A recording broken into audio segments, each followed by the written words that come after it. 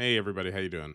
Today I'm going to be showing you a quick and simple strategy for farming currency using the Val Temple. This is not snaking and does not require a lot of investment, but that also means it's not going to be the highest yield strategy out there. This is just a simple way to keep your income stable, and it's very achievable for newer players or those of us not running the top of the line builds. So this strategy is going to involve rushing and killing Itziri as quickly and efficiently as possible. If you want another video about this strategy, I know that DeadRabbit and Lily have talked about it a little bit, and the link to their videos will be in the description. So let's go over the temple this season and explain how everything works so you have a basic idea of how you can do everything that I'm doing. This is going to be a beginner friendly video, so I am going to go into way too much detail about very simple things. If this is not something you want to sit through, there's a timestamp that I'm going to link now to skip ahead in case you don't need that information. To start out, we're going to talk about beacons and crystals. In your maps, you will occasionally find these Val beacons. They look like a circular platform with red crystals around the edge. Once you kill all the monsters that spawn there, a few things can happen. Sometimes a chest will pop up from the ground, sometimes three extra waves of monsters will spawn to defend the beacon, and sometimes a unique boss enemy will spawn. In any of these cases, once you've opened the chest or defeated the monsters, you will see this text box appear over the beacon. This will show you how many crystals you've already gained to open the Val Temple and signifies that this beacon is complete. Simply walk over the beacon and you'll gain the crystal. Another question is, what are the crystals? So, for each run in the temple, you'll need 6 crystals. You can bank up more than 6 at a time, all the way up to a total of 60, for a total of 10 runs consecutively. Now, that sounds like a lot of maps. Getting one beacon per map means 60 maps to run the temple 10 times. Fortunately, we have a way to drastically reduce this number, so we not only can get more beacons per map, but also a chance at more crystals. That way, we can get into the temple more often, which is where we're making our money. With an understanding of how we complete the beacons and how to get crystals, let's look at how we get them in our maps and how we can optimize that. When you're starting out running the Val Temple, you're going to need temple tablets. These guarantee at least one beacon in your maps, and because we can use up to 3 at a time, that means that we're getting 3 beacons in each of our maps. This cuts down our original count of 60 maps all the way down to 20, and we can reduce it even further than that, which we're going to get into. To use 3 temple tablets at a time, you will need to be running 6 mod waystones, so be sure you can handle those before stocking up on temple tablets or engaging in this strategy. And at first, you can just slam any 3 temple tablets and run your maps, making sure to complete every beacon you find. If you're just starting out, you can also path over to this Val Temple location on the Atlas map, and these maps automatically have 1 or 2 Val beacons on their own, which means you can have 4 or 5 beacons per run, which will allow you to get a jump start into running this strategy. Next, let's take a look at what the temple tablets I run look like so you can know what to strive for once you get more comfortable with this strategy. Here, I've pulled up a list of modifiers that can appear on the temple tablets. You can see that there are a lot of options, but the best by far is this one. This modifier line gives all of our beacons a percentage chance to award an extra crystal upon completion. And because we can run 3 of these, that gives us a 30% chance to get an extra crystal on every beacon we do. By using tablets like this and running in city maps, which allow up to 4 tablets, we can reduce the amount of maps we need to run to fully charge our temple down to about 10, which is a lot better than 60, which we mentioned at the beginning. I've gone ahead and pulled up what an ideal tablet looks like on the market here. You can see we have 10% chance for an extra crystal. I've gone for effectiveness and rarity. And for me, I prefer to have a lot of shrines in my map because we are not engaging with any of the other content. We are simply looking for our beacons, going to the boss, and then going to the next map. I do want to emphasize that this is still a beginner friendly strategy, and you do not need to purchase tablets for this much until you get comfortable running this and you've pocketed a little bit of money from already doing the Val Temple. Compared to a lot of other strategies, our tablets are relatively cheap, But again, you do not need these to start or to continue doing this strategy. It just helps optimize the amount of money we get for our time. You certainly don't need 10% extra chance on every one of your tablets. 5%, 6%, those are fine for when you're starting out. I'm going to take a quick second here to talk about our Atlas Masters. For me personally, I believe there is only one thing that matters for our Atlas Masters, and that is going to be choosing JADO for partial translations, which randomly gives us 0 to 40% increased effect of our modifiers on our tablets. If we get a good proc, and we are in a city with 4 tablets that give us an extra crystal, sometimes this will result in us getting 10 to 12 crystals in a single map.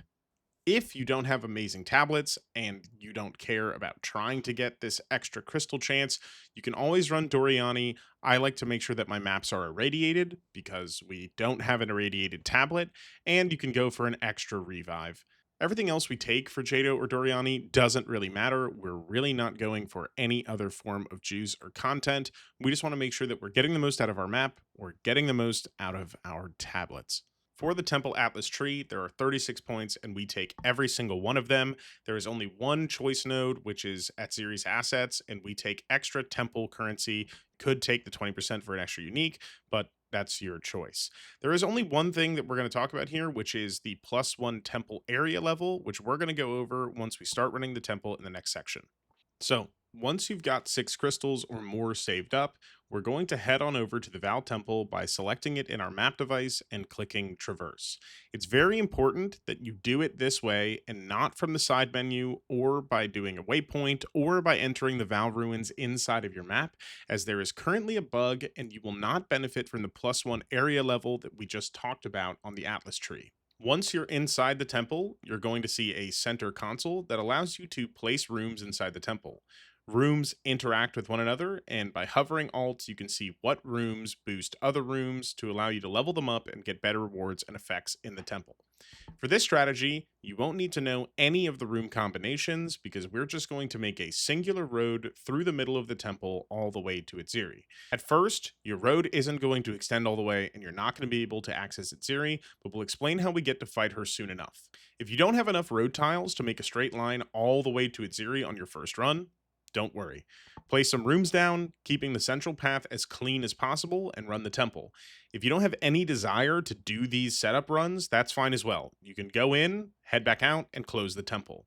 When you close the temple, a number of rooms will shut down or destabilize. These will get deleted from your temple and open those spaces up to place more rooms down again. If the end of your central road gets destroyed, again, there is no need to worry. Just place down what you can and keep going. Somewhere within the temple, you're going to see this gentleman, and he is extremely important. This is the Architect. Connecting to and killing the Architect gives you access to a similar console, which can be found in his boss room after defeating him. This lets you place down new and rarer rooms, but most importantly, it lets you place down the Royal Access Chamber. Once you place down the Royal Access Chamber, you'll be able to fight Itziri so long as your temple connects to both the chamber and to Itziri's boss room. It also lets you place a number of other rooms that have great rewards, like the Extraction Chamber, Kishara's Vault, and the Lineage Support Gem rooms. Once you've killed the Architect and closed your temple, more rooms will destabilize than normal, and the Architect will move locations. As we set up our temple, the most important thing we can do is finish our center path and fill the outsides of the temple with these special Architect rooms. These act as blockers for the Royal Access Chamber and stops it from trying to be placed far away from our road and lets us connect all the way to Itziri with minimal effort.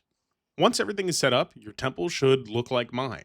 You have a central road that connects to Itziri, the Architect is close by, and you have a handful of rooms to place. With this strategy, we alternate between 2 kinds of runs. The first is killing the Architect to place the Royal Access Chamber, and the second is running and killing Itziri. With everything done correctly, you should be able to alternate back and forth between killing Itziri and killing the Architect every run. Meaning, with a full bank of 60 crystals, you get 5 kills of Itziri. Best way to get the most out of this strategy, besides just killing Itziri as much as possible, is to optimize the rooms we put down while also killing the Architect and keeping our road maintained. The first one I want to talk about is the Smithy. This puts down a blacksmith enemy room, but it also boosts chest rarity. I don't know exactly if this boosts the caches in Itziri's room, but I felt a lot better results whenever I have 2 or 3 of these leveled up and in my temple. Also, a tier 3 smithy gives a chance at a blacksmith, an armorer, or the best catalyzing infuser, which is worth just about 2 divs by itself. And all of these drops can be boosted by the Atlas Tree passive we take, which gives us a percentage chance to double Val currency. Next, I want to talk about the Thaumaturge, the Corruption Chamber, the Alchemy Lab, and the Sacrifice Chamber. Every single one of these rooms at level 3 or higher yield a currency worth about 2 div or more, and all of them have a chance at dropping double currency. If you have a way to put these down and complete them as you do your runs, absolutely do so. As you play around in the temple, you'll learn to save up some medallions, to level up your rooms, and to make the most of the road as you continue killing Itziri. The better you get at this, the more money we can pull out of the temple and optimize those 10 runs we get every few maps. Now, for what most of you have been waiting for, in the background, I've stitched together 10 full temple runs, and I'm going to pause it every now and then to show me setting up the temple in between runs, and we'll talk a little bit about medallions so I can show you how we're getting some of the level 3 rooms. I'm going to total everything that I earned in this temple, anything that's actually worth anything, exalted orbs, chaos orbs, and up, and at the end, we can look at everything we earned. Like I talked about before, we are alternating between killing the Architect and killing Itziri. On the first run, I killed the Architect and placed down the Royal Access Chamber, and behind you can see me placing rooms down to connect to it, and my road extends all the way to Itziri. I'm also making sure to use the rest of my available rooms, and these act sort of as bait rooms for when the temple destabilizes. The temple will destroy a percentage of your active rooms, so even if you don't plan on running or getting anything out of the extra rooms, it's good to place them down because there's a chance that your good rooms stay and those get eaten instead. About halfway through our 10 runs, I had this temple set up, and I thought it was a good way to show you how I'm getting level 3 rooms while we're also focusing on Itziri. You can see I had a Thaumaturge medallion. I place it between the Alchemy Lab and the Corruption Chamber, and then I level up both rooms to get 2 level 3s. Both of these rooms contain currency that's worth more than a div, and actually in this run, I had a proc on the Corruption Chamber to give me 2 Architect's Orbs, which resulted in about 6 div. All right, we are back in the hideout now with everything converted to currency. We got about 370 exalted orbs, 5 greater exalted orbs, and about 54 divines. Most of these divines are from converting the temple currency we got, crystallized corruption, core destabilizers, cultivation orbs, and we also got 4 of these new orbs of sacrifice. Unfortunately, GGG has not added these to the currency exchange yet, so it was very hard to sell these. And we also got a Visions of Paradise from one of our corrupted tablet rooms, which is also worth about 4 div. This brings our total to about 60 divines for 10 temple runs. And I'm going to be honest with you guys, we had some pretty bad RNG on these runs. Our first 2 Itziri kills had little to no loot that dropped. We didn't get any Itziri Splendors, which are worth about 4 divine unidentified. And we had very low currency overall. The Kashara vaults we opened did not contain any raw divine, which means we underperformed by about 10 to 15 divines. The sweet spot for this strategy is about 60 to 70 divines every time you do a full temple. So I'd say we got the low end of our RNG, and there are obviously some very big hits that can drop. Obviously, an Itziri's Communion is worth about 550 divines at the moment. So if you get one of those, you are certainly looking at profit for your time. This number also does not include any of the divines or currency we found while farming the crystals for our temple. To recap everything, buy some tablets that give you extra crystals, make a road all the way to Itziri, kill the Architect to place her access chamber down, and go ahead and start farming some divines. Thank you guys so much. I hope I provided enough information for you to get started, and I'll see you guys in another video.